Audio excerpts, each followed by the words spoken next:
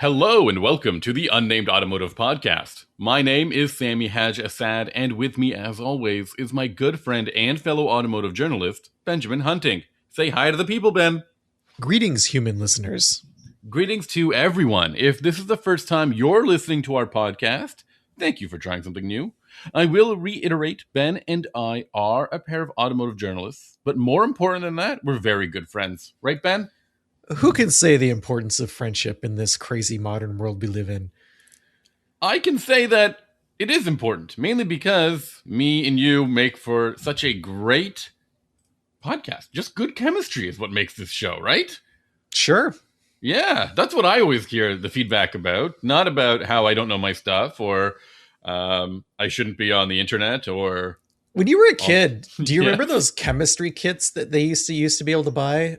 And it was like you would get all these test tubes and I guess minerals and chemicals and stuff. Was that a thing? No, I could not be trusted with test tubes, let alone minerals. And oh no, I never saw one either. I would always I never had one either, but I would encounter them at yard sales and whatnot. And like at that point, all the chemicals had somehow coalesced into whatever form they eventually achieve over time. So you'd have these bags of semi-solids and weird colors and stuff, and people were just selling that. Like, it's interesting to think of a time when you could just, as a child, buy chemicals, which seems unlikely to happen. We can't do that. I think you can buy chemicals as a child right now. You can just run into the, what's it called? Into the store. There's a chemical store near you? Would you let your son buy chemicals? Home hardware. I mean, if he had, I can't stop him sometimes. You can buy chemicals at Home Hardware? I think so. Is it in the chemicals aisle? Where is it? Yeah, it's probably in the cleaning aisle. Well, I don't mean like bleach. Well, are those not chemicals? I mean like a kit of chemicals, like various chemicals. So you can build stuff with science. The lawn section. No. The fertilizer section. No, thank you. Ben, people can find your work all over the internet. Can you give them a little taste of some of the publications you've recently written for? Sure, you can find my work at Haggerty and at Motor Trend and at driving.ca. And you can find my work at autotrader.ca and driving.ca, as well as driving.ca's YouTube channel. There should be a video of the Grand Wagoneer going live very soon there. If you want to see my silly face talking about a silly truck, I recommend you head on over there. And if you want to copy his hairstyle, hit him up in an Instagram message after the show, and he will send you his secrets. There is no secret. My hair, I actually don't do much styling at all. It's curly, and I let it do its thing until it gets way too curly, and then I shave it all the way down, and then I let the process start again. I'm like a human chia pet, I suppose. That's inspirational. It's not like a bonsai. I'm not like a bonsai tree. I don't like clip it or trip it. I don't style it. You realize your son got your wife's hair. Yes, I do. Why? No, I'm just saying. It actually is really frustrating. I think my hair is one of the few definitive exterior traits I have, and he didn't get it. So maybe he'll get your mustache. Maybe he'll get your mustache. My mustache is not even as nice as my father's mustache, which is epic in my opinion. But it skips a generation, right? Yeah. I think that's the genetic mustache lottery. I think that's how it works.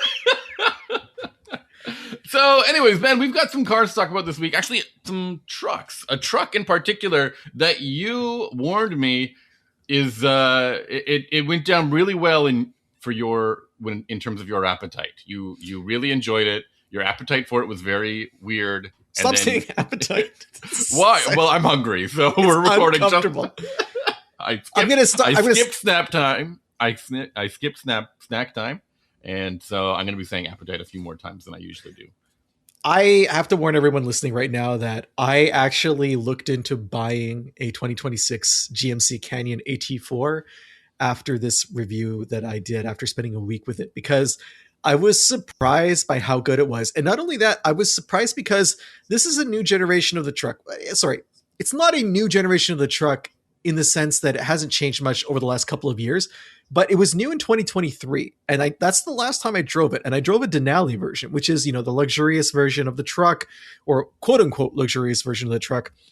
I don't have a lot of memories from driving that. Like, it didn't really make a strong impression, except I can recall feeling that mid-sized trucks don't do luxury very well.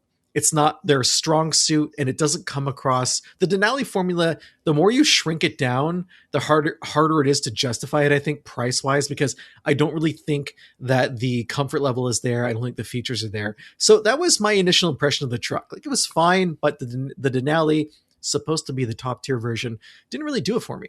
So this time I have the AT4. The GMC lineup is a little bit strange. The Canyon is available in 4 trim levels. There is the Elevation, the AT4, the Denali, and then there's the AT4X, which is like an even more hardcore off-road model. So all of those are, only the Elevation comes in rear-wheel drive. Like every other version, you have to get 4-wheel drive, which is kind of interesting. I think this is part of GMC's plan to further differentiate itself from the Chevrolet Colorado, which I think is a pretty smart move. The AT4 version is intended for off-roading. It has a bunch of off-road related stuff, but it doesn't go super over the top. Like if you want to have the Multimatic DSSV shocks and all that fun stuff, you have to get the AT4X, and it's expensive.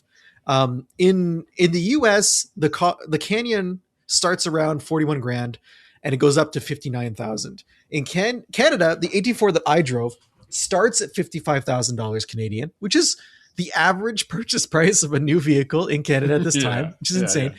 Mine had a bunch of options, some of which I think are important, some of which aren't, but it stickered for 71 grand, which is a lot of money to spend on a mid-sized truck.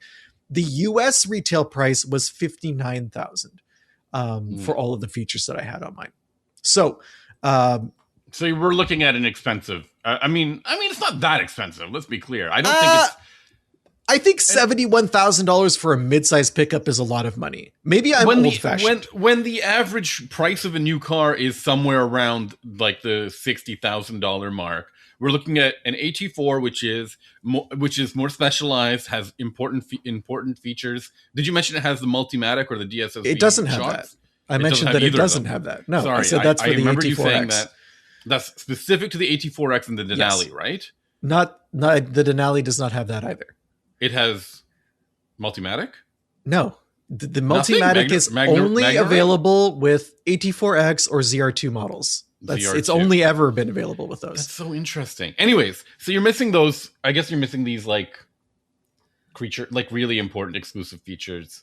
And for 70 grand, that's a lot. How much is the AT4X over the AT4 then? No idea. I know that in the States, it starts at 59 US for the AT4X, which is exactly the same price as the AT4 I drove with all the AT4 options I had. But you don't have the shock absorbers. You don't have like the electronically locking front and rear differentials, et cetera, et cetera. I don't think that's important, but I'll get into that a little bit when I talk about the off-road aspects of this truck. But okay. For me, I mean, I don't really go off-roading. It's not something that I do very often. I did do it with this truck. What really compelled me about the vehicle was just how good it was every day. Like, it's rare that I drive a modern pickup that feels comfortable, especially an off-road version that feels comfortable on, regular asphalt without being jostled and bounced around by all of the hardcore off-road suspension that's tucked underneath it. This vehicle was just super comfs at all times. Plus, when I did take it off-road, it has the one that I drove had a lift kit from the factory. And it's funny because when you get the lift kit with the AT4, it also comes with side steps. So you're getting more ground clearance and then subtracting that ground clearance almost right away. And also side steps are great for gathering mud and smearing your pants as you get inside the vehicle, getting in and out of it all the time.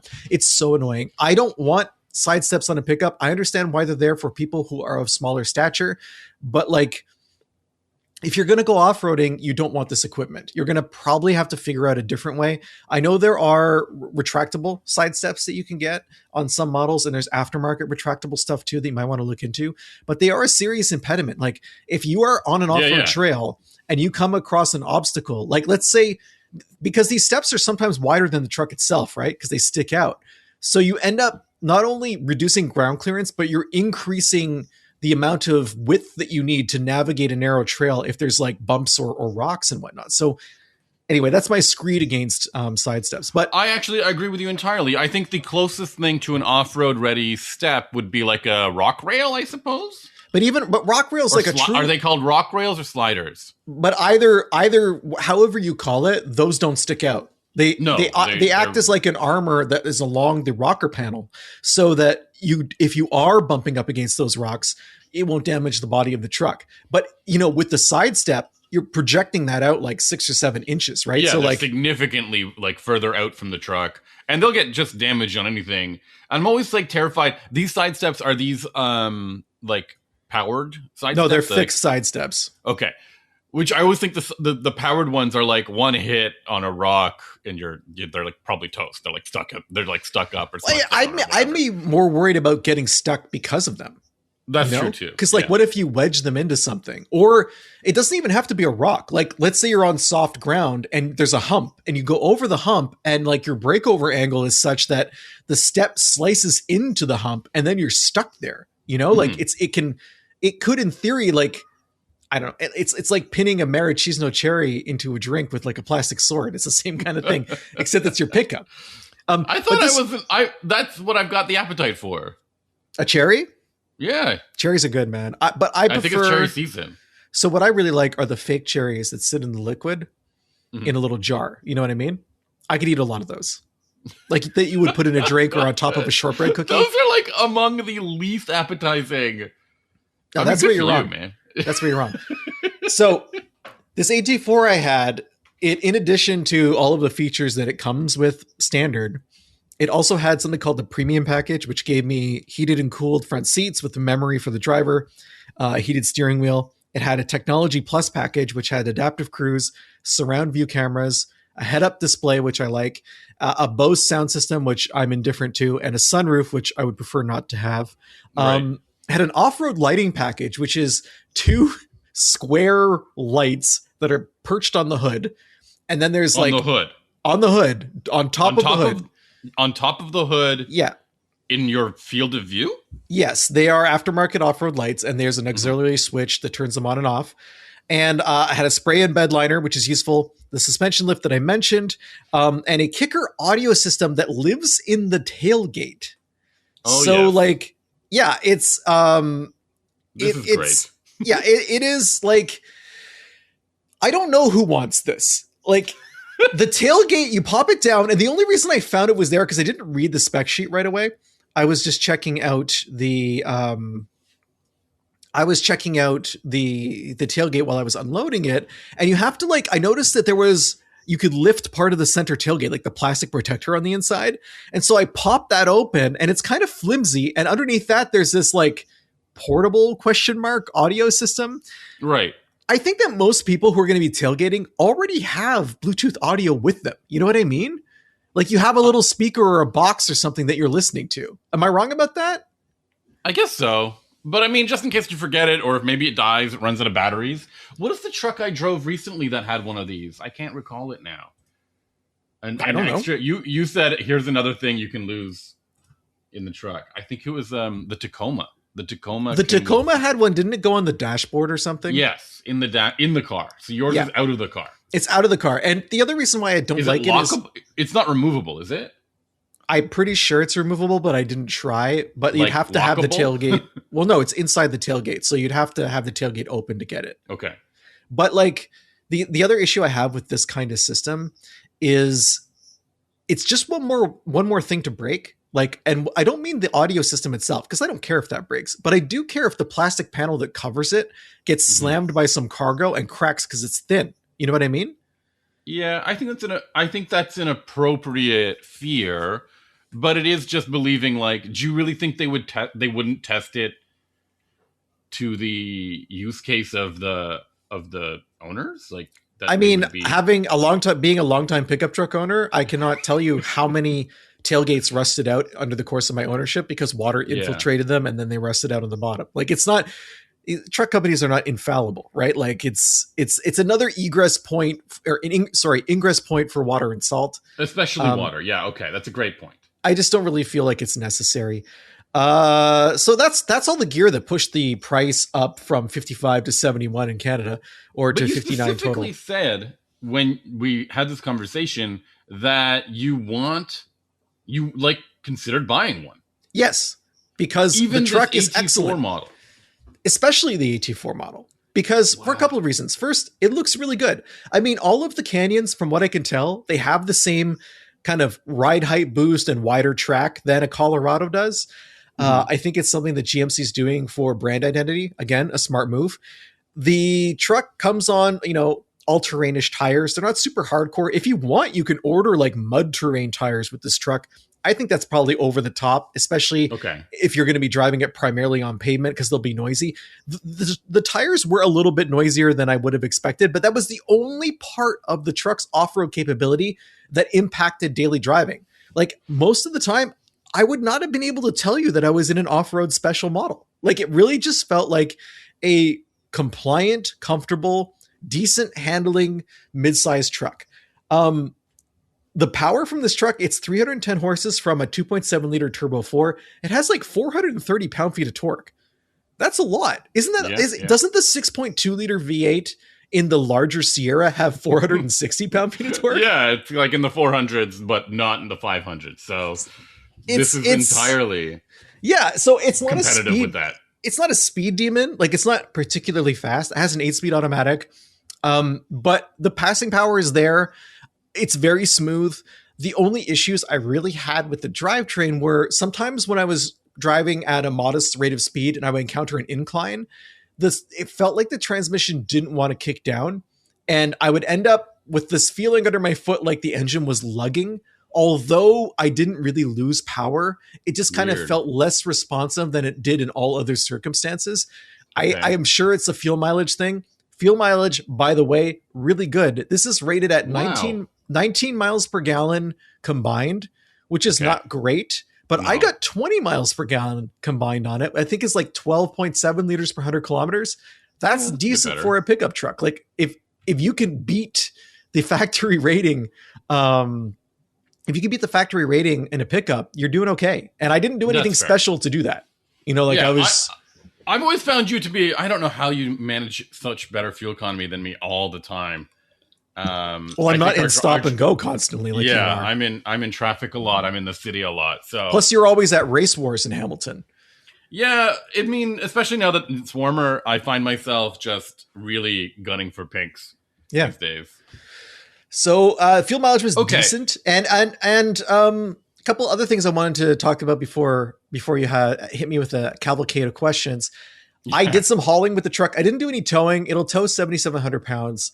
I did do some hauling. The haul rating on this, the payload is, I think, 1,700 pounds.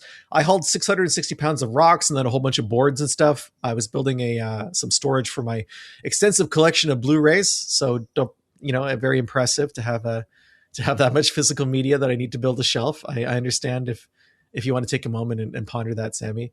But I would have liked a larger than 5-foot bed because the planks, all wood that you buy is at least 8 feet long, and it was hanging out over the back. So I had to tie it down, which wasn't hard because there's tie downs in the bed. It's relatively simple to do, but it's my one complaint about most trucks these days. They've decided that we want an easy to park truck instead of a useful truck.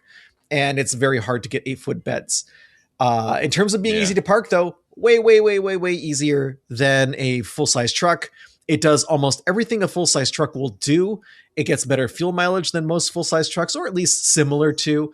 And you can, you don't feel like you're driving a moving mountain when you're behind the wheel. Like it's a good size pickup. Maybe all pickups should be this size, I think is my non-controversial opinion.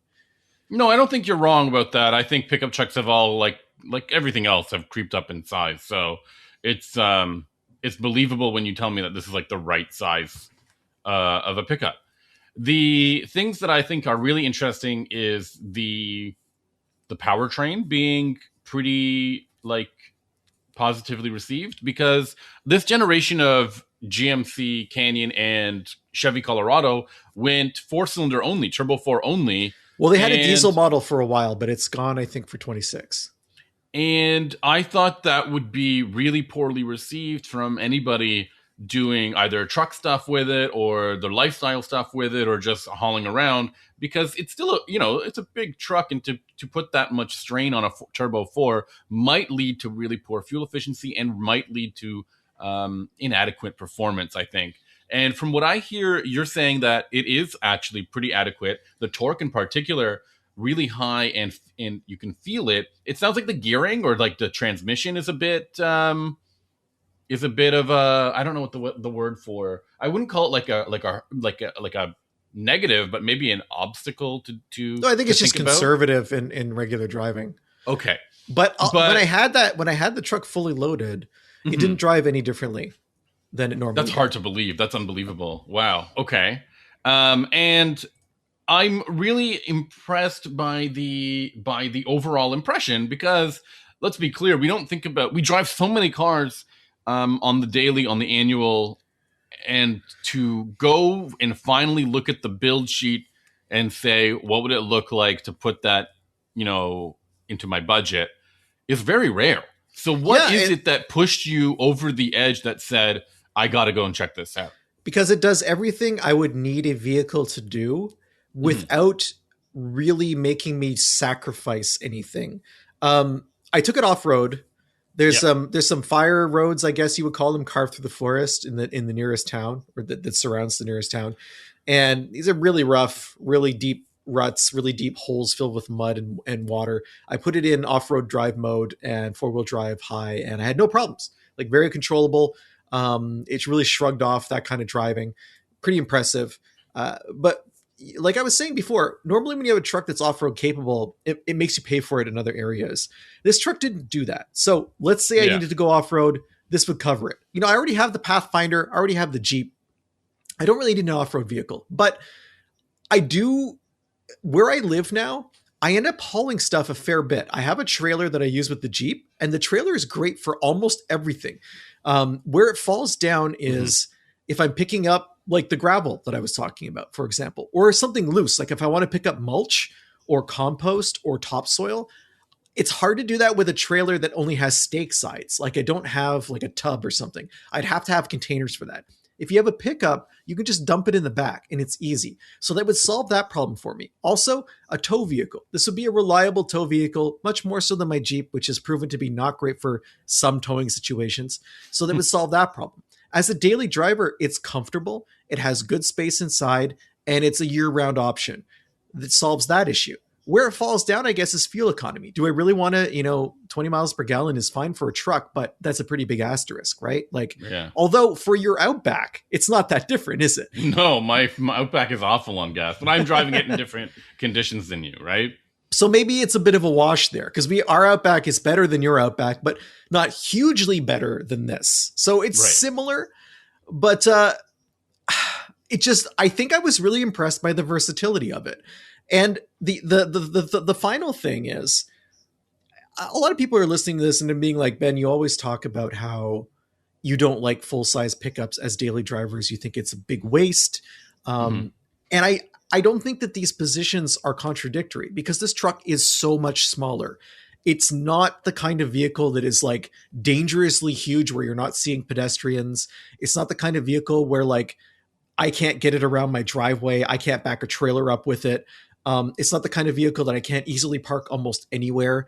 All those considerations, I feel like I'm getting like 90% of what I would get out of full size in like 60% of the form factor. And that's really appealing to me. And the towing, 7,700, that's way more than I need. Like I need personally probably less than 4,000 for my race car. But if I wanted to tow my dad's race car, I would need, 5,000, right? This covers both of those things. And I don't think there are people out there regularly towing 10,000 pounds with a full-size truck, because when you're right up against the maximum capacity of a trailer, you have to start thinking about, well, how much load do I have in the truck? My passengers, the gear I'm bringing with me, camping equipment, coolers, all that stuff. That subtracts from what you can actually tow. Plus, once you're past the 10,000 limit, you really want to be thinking about a heavy duty truck where you're not going to have to worry about gross vehicle weight rating nearly as much. I guess so. Yeah. I mean, I towed my race car with a full size Ram a couple years ago, and we talked about it on the podcast. Just the tongue weight of the trailer was too much for the cargo rating for that pickup because it had so many accessories installed on it and so much equipment that it did not have the payload capacity that this mid-sized GMC did. So I guess this truck was just right for me. I would not pay this much money for it. I think it's too much money for me personally. I understand why someone would make this choice though. And I think this is the model to buy instead of the Denali, because the Denali is it's more expensive and it's supposed to give you like more of a luxury feel. And you do get stuff that I missed in this truck, like the safety alert seat. You can't get it in this vehicle. I really like that feature from GMC. But I wouldn't pay. I think that the money you're paying for the AT4 gets you more usable stuff. I think that the luxury stuff in the Denali isn't that great, but the off-road stuff in the AT4 is, if that makes sense. There's no direct equivalent. Okay, so the question I have is, the question I have next for you is it the GMC Canyon AT4 specifically that appealed to you? Yes. Would you feel the same about, is there a Chevy equivalent that's a little bit more affordable? No, I don't think so. They for Chevy, I mean, as I mentioned, like styling wise and feature wise, GMC has been pushing itself away from Chevrolet. I believe the Canyon can come in a Trail Boss version, and I'm going to check that now. But Trail Boss is often like a lower level trim that you find on like a work truck. I'm going to see if I can build it now and check it out. Okay. They still have the ZR2, which would be the equivalent of the AT4X. Yeah. Which I really liked. I think it rides superbly well, especially even on pavement, which is a rarity for off-road oriented trucks. So there's a Trail Boss, a Z71, and a ZR2. And the Trail Boss has like a factory lift and the wider stance. But I find that the styling just isn't as nice. Like you're looking at black plastic bumpers that kind of fade into the black plastic grille. It's not as distinct as the AT4 is. I'm just gonna build it a little bit and see if the feature set is similar in terms of options. Okay. You can get a Stars and Steel appearance package, which is it's confusing. It's a big sticker with a bunch of stars on the hood, but only one side of the hood. There's also a Stars and Steel special edition, Sammy. It has some of the features. Like you can get the technology package that I had, but what is it missing? No, it's the same, but you can't get the premium package. So you don't get the nice seats with the ventilation and the heating and whatnot. You don't get the heated steering wheel. It looks like it's also missing the memory seats. So it's like a somewhat decontented version of the truck with styling that's not as appealing to me. How interesting. So overall though, like this is just, this hit the mark. Like this really just hit the mark. I mean, I've been driving a few of these trucks, right? Like I drove the Tundra. I've driven not the Tundra. I've driven a couple of the new Tacomas. I've recently driven the Ranger. What was the Ranger? The baby Raptor? Was it the Ranger Raptor that I drove? Yeah. And in comparison to those trucks, like there's nothing about the Raptor version of the Ranger that felt like I wanted it. Like maybe if I was going to be dune bashing in Baja or something like that, the Ranger Raptor would be a better choice. But for daily driving, this AT4 just ticked all the boxes that the Ranger didn't. The Ranger felt like I was leaving something behind on the pavement. And the Tacoma, I just don't see it. I just don't see the appeal. It feels old school. It just doesn't seem like the right car right now. It doesn't feel like a fully fleshed out product, which is what I'm hearing from you so nicely about this GMC Canyon. It just seems like a finished product. It seems like a done deal. You know what I mean? Like yeah, it really does feel like they've not just polished it, but they have really taken into account what people actually need out of this truck. And what's cool is if you want the really hardcore stuff to go up against the Ranger Raptor, you can get the AT4X and pay that kind of money for it. You know, I don't know if the AT4X is as good on the pavement as this version is. I haven't driven one recently, but you don't have to do that. Like it's nice to have that option. Whereas I think for the Ranger, there's no like one step down. It's more of a two steps down kind of thing from the Raptor if you're going off road. Yeah, yeah. It just doesn't seem like the same. So what they found like this perfect, like the Canyon is now like the perfect. The AT4 is like the perfect midsize pickup truck. It feels like a very, very strong contender. I really like it. Yeah. And so when I heard this, I immediately said, come on, man. Like we used to really rave about the Maverick for being a really practical, affordable vehicle. And I had no issues kind of like suggesting that somebody in the market for a new truck, a small truck that they don't need to do a lot of like real truck stuff with, might pick out a Maverick. But the problem with the new Maverick is that it's gone way up in terms of price. There's a lot of trim levels now that make it less kind of like basic, like economy minded. Yeah. And as a result, it feels like a little bit wishy-washy. It's not quite a defined product anymore. When in the past it was like a really affordable, practical motoring, right? I also find that, you can't really compare the Maverick to a midsize truck, and you never really could, because the capability difference is vast. Like the max towing for a Maverick is 4,000 pounds. And Right. Remember earlier I was saying that like 4,000 was probably as much as I needed with my Datsun, right?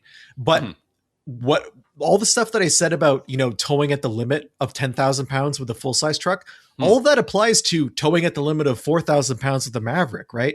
Like I could have my Datsun behind me on a trailer, but I wouldn't be able to bring, two passengers. I wouldn't be able to bring all of my tools. Like I would have to start making choices at that point, which is fine because I don't think that's what the Maverick is for. I don't think it's for towing your track car. I think it's for towing a lawnmower, like a ride along lawnmower kind of thing, or a utility trailer, or like a moving trailer, that kind of thing.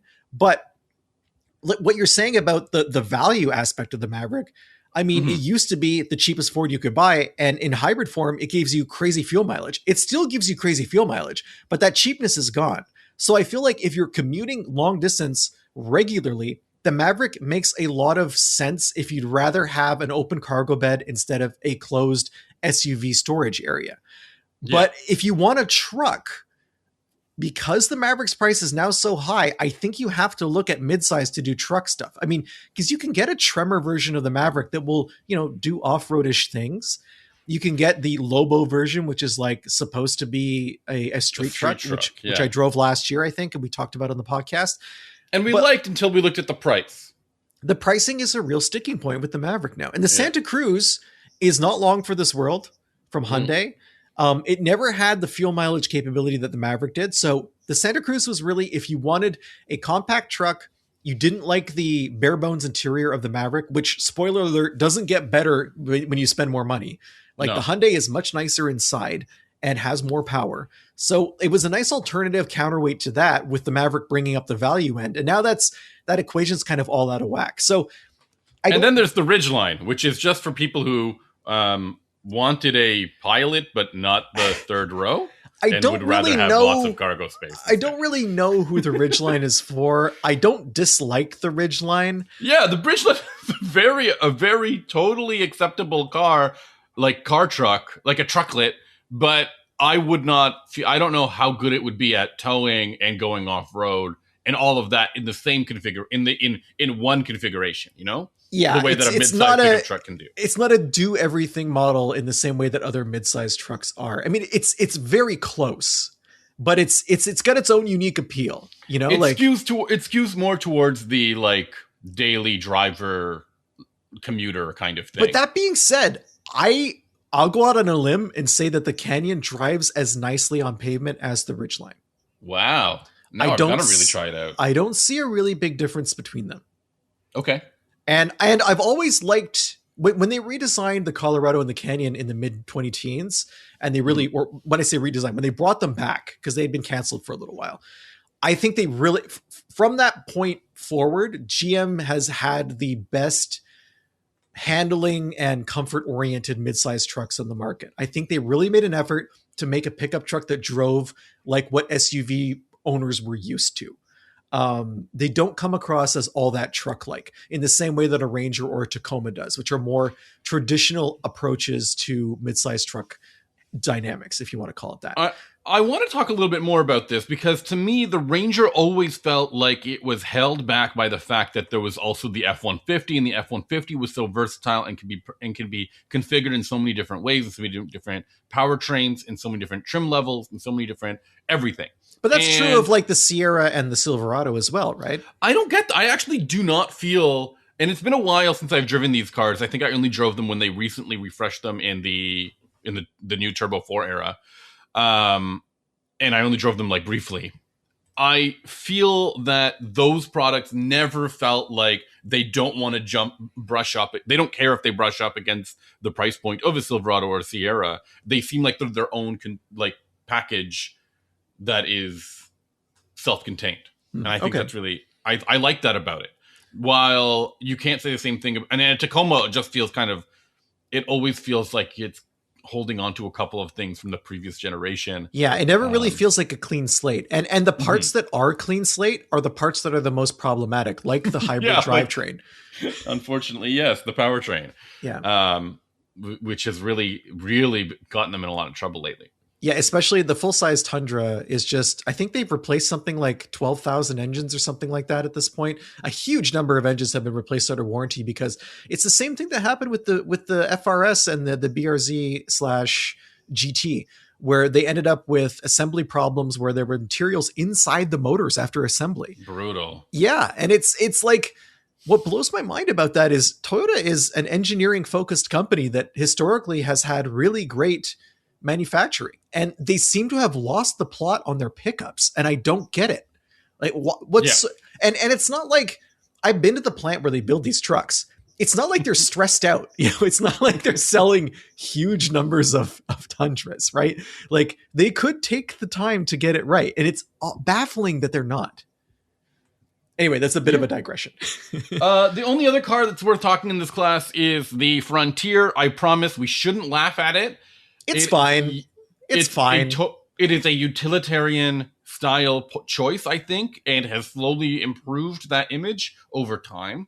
But it always feels like the choice when you can't quite make the other ones make sense. Look, this is again maybe controversial. I think that all of the mid-sized trucks have their pluses and minuses, but out of all of them, I think that the Tacoma is currently the least appealing, even more so than the Frontier. And I say that because of pricing. Mm-hmm. I think that the Tacoma is kind of in a weird place right now where the drivetrain issues are enough or like I've had good and bad experiences with the Tacoma's drivetrain.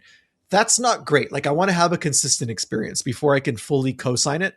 But what you were saying about some things feel clunky and like they're from the past, that's still the case. You can buy very expensive like TRD Pro, and there's like a Trail Hunter version now. That you can spend a lot of money on these trucks, and in some ways you can get stuff from Toyota at these high level of off-roading that is, maybe on paper looks like you're getting more than what you would get from an AT4X or a ZR2. But I feel like when you're on the road, an AT4X, at least my memory of it, and a ZR2, which I've driven much more recently, they give you just a lot more comfort, a lot more handling. It's just an easier truck to live with day to day. And the Frontier, I think, edges ahead of the Tacoma for me right now because it's not super expensive. You don't have these crazy high dollar models that are out there. So like the Ranger is kind of in the middle. It's like it's there if you want it. It's sandwiched between the Maverick and the F-150, like you mentioned, kind of an awkward spot for it. And the Ridgeline, I think, is its own thing that I don't have a problem with, but I struggle to recommend to people unless they really like some aspect of it. Yeah. And I think those are all really those are all important conclusions about the segment. I'm sure we'll get some, because like pickup trucks typically have a pretty strong fan base. So if you do have any opinions that either agree with or conflict with what Ben is saying, I really encourage people to send us a note either through the website or our email. Ben, I've got another car I really want to talk about briefly, mainly because it's not a really big mass market car to talk about, and we've talked about it a month ago. It is the 2026 Kia EV4.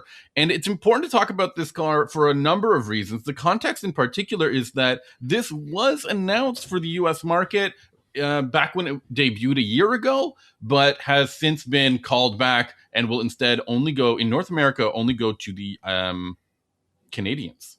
Sami, when we last talked about this, I loved it and you thought it was horrible to look at.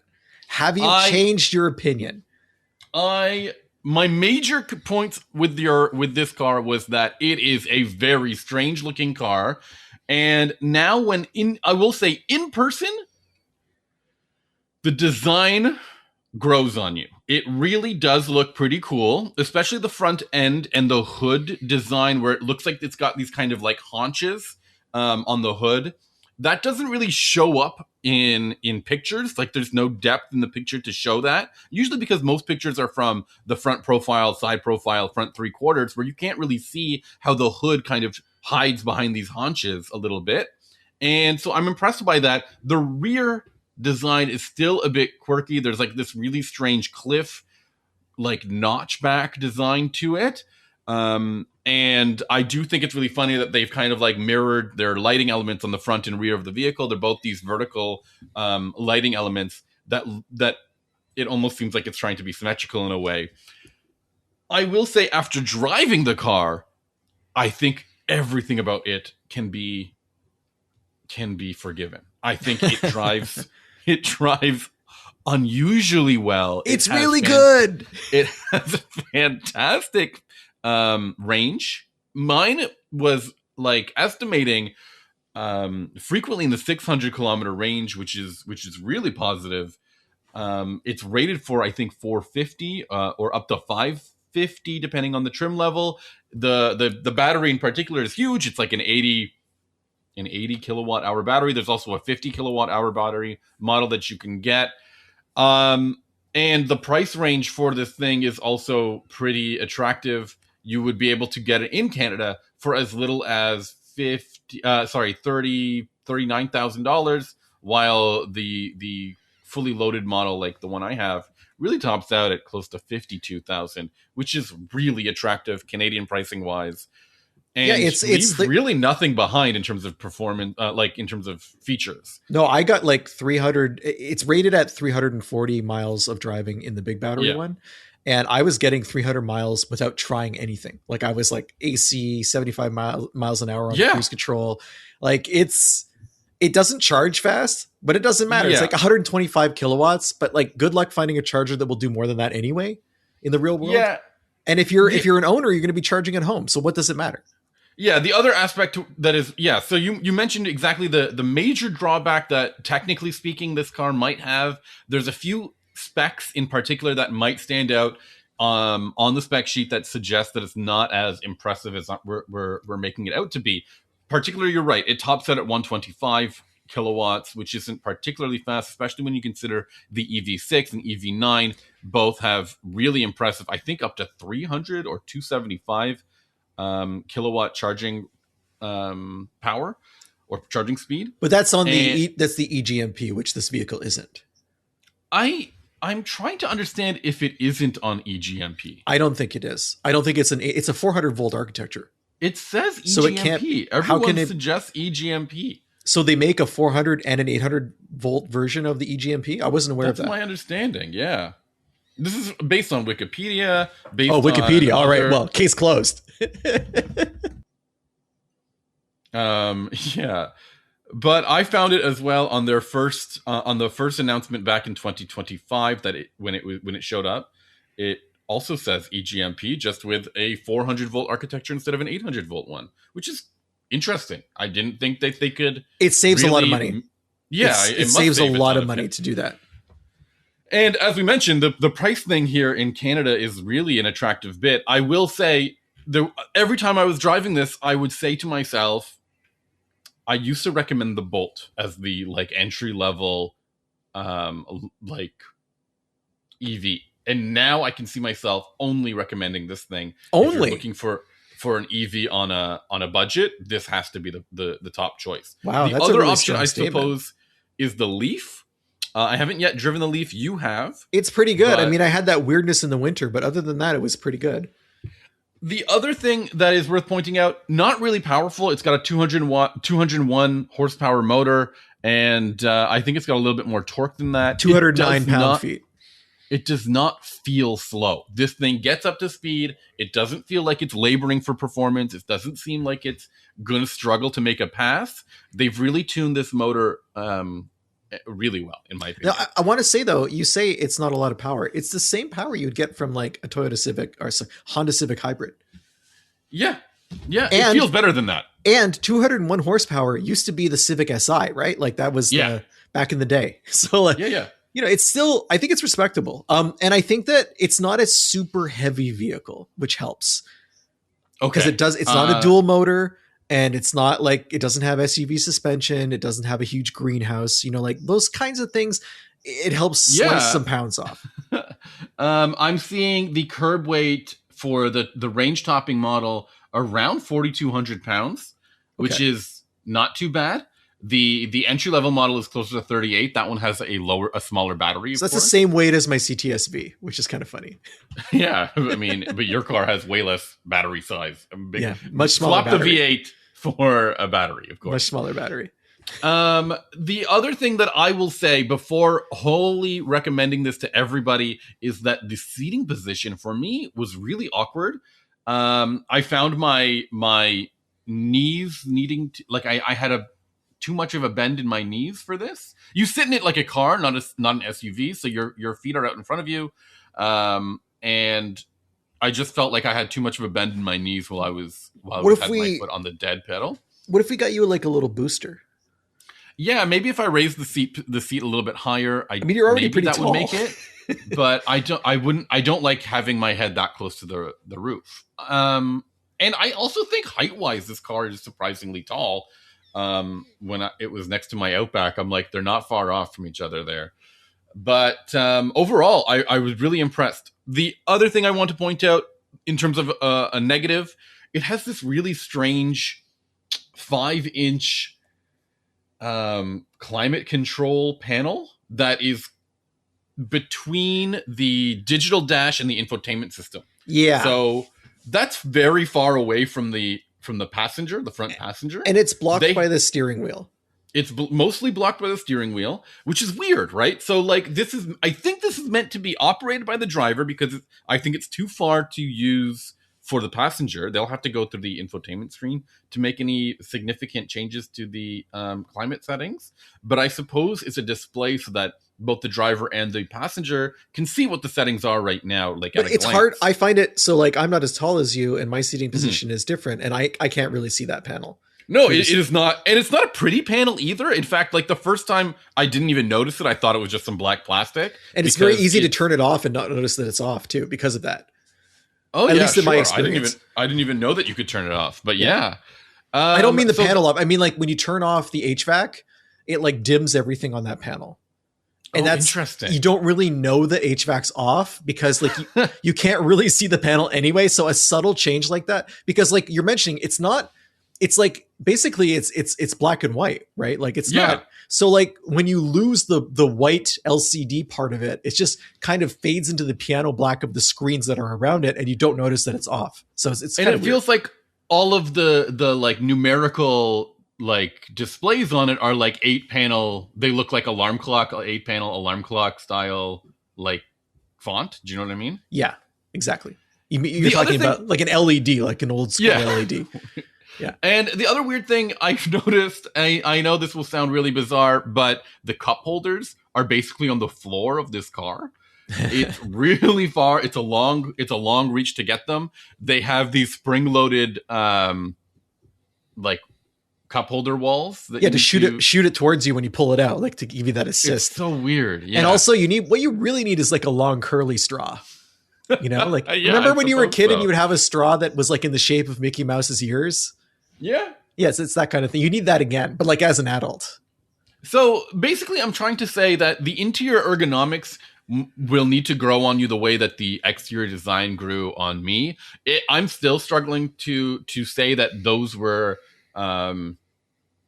they're acceptable. But like I said, the performance, the range, and the price to me help overlook so many of these really small, I think, concerns. So if anybody in Canada or other markets overseas are considering an affordable EV sedan, I really would recommend you test drive it. Make sure that the seating position works for you, and that those weird panels and cup holders are also sensible. But otherwise, I found it super practical, and the performance was exactly what you need. I'm so impressed that this thing existed, because it's so easy for Kia to just say we made a Kia version of the the Ioniq 6, and this is not that.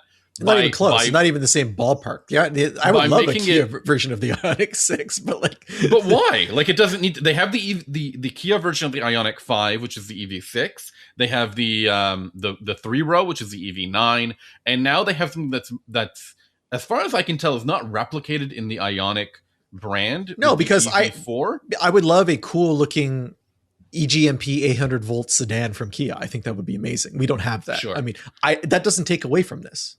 But now there's two more Kias coming. The EV5, which is more of like a boxy. Here. I would say. Pardon? It's already here. Yeah. I haven't seen one on the road yet, unless it just really looks like a weird EV9. It's so hard to tell weird EV9s. Yeah, between like an EV9 and an EV5 is going to be tough. It's going to be a tough spot. And according to the Kia America website, there's also an EV3 coming in 2027. I will be surprised if this really does arrive, but this seems to have a lot of the same powertrain as the EV4. So yeah, I think it's these are the cheap EVs that we've been waiting for so long. Cheap and good EVs, you know? I'm really excited to see if this is really going to happen, because as we've mentioned, a lot of EVs are skipping the US market. And when they skip the US market, they sometimes skip the Canadian market, and sometimes they skip the entire global market. Well, they're not skipping the Canadian market. We already have a boatload of Chinese EVs that are on their way here. The dealerships are being set up as we speak. It's happening in Canada. So this Kia is merely the Korean version of what we're about to see from China. So like it's great. We're in a golden age of like compact cars, or we were while they were around, where we have like really great Elantras and the Focus was pretty good. And, you know, like now we're in that same era, but for EVs, small, affordable EVs that are fantastic. Interesting. So like, that's really exciting. I hope so, because there was like a little bit of a waffly moment. We're trying to figure out what the right size is for everyone. And I think, although the Ioniq 5, EV6, Mustang Mach-E, and like Aria, and what's the other one? I think ID4 can be lumped into that size as well. They're all pretty good, but they're all kind of big, and as a result, kind of expensive. Well, they're not compacts, right? Like now they're not comparable to the EV4 in any way. I just want to say that we were given this really big lump of cars saying like long range EVs exist, and they've got really good performance, they've got really good size, but then they came with a fairly large price point. And now we're seeing cars that can somehow manage the same efficiency as those bigger batteried vehicles in a smaller package and a lower price. So I'm eager to see. I like to see that trickle down into a smaller size and a lower price. And I think it's been effective. Then there's the Volkswagen model where they offer a larger package with a smaller battery and a higher price and call it the ID Buzz. And I'm hopeful that doesn't trickle down, because like that's. I read that it went away from the market for a year and now is back. I think they're still selling it with no changes. You can get a camping version of it now, which is cool, but it's still like an $80,000 van that only goes like 240 miles on a charge. And while 240 miles on a charge, we're excited about it for, that's the same as like the small battery EV4, right? Yeah, exactly. Like that's not, for $80,000, you really need to be better than that. And everyone else is. So it's a non-competitive vehicle. And you think that when they first came out, they might have thought, okay, we can rely on nostalgia to sell we can sell people on the nostalgia and kind of overlook the technical aspects of it that are deficient, but we're well past that now. And it didn't work because they didn't sell very many of them. And yet they continue to try the same playbook, and that's puzzling. Absolutely. But I am eager to see, I'm so glad to see that in this era where it feels like everything is getting more expensive, that gas is getting more expensive, even, electricity is getting more expensive, and we're starting to see some relief with the products out there, at least for Canadians when it comes to the EV4, that there is a relatively more affordable. It's a bit smaller, sure, but it's not like unusable small. You know what I mean? It still feels more practical than say a Hyundai Kona. Do you know what I mean? So if you want to reach out to us and tell us how you feel about small, compact EVs, electrics that are also friendly to your wallet, how can people do that, Sami? I recommend you head on over to our website, unnamedautomotivepodcast.com. There's a contact form there. You fill it out, and that lands right in our inbox. I really love it when you send us your questions, your feedback, because then we get to talk about it on whatever next show is coming up. You can also reach out to us on Instagram. You can find me at Sami_ha, like you're laughing. Ben says he's taking a little bit of a break, or maybe, I don't know if you've completely disconnected from Instagram. Yeah, I uninstalled the app. It's all gone forever? No, I can access it on the web, but I don't do that very often. I check in every few days. He checks in every once in a while. You can do that. He's at Hunting Benjamin. And I prefer if you didn't, though. If you want to get a hold of me, it's easier to email me or find me on Blue Sky. You can email us really easily. It's benjamin@benjaminhunting.com.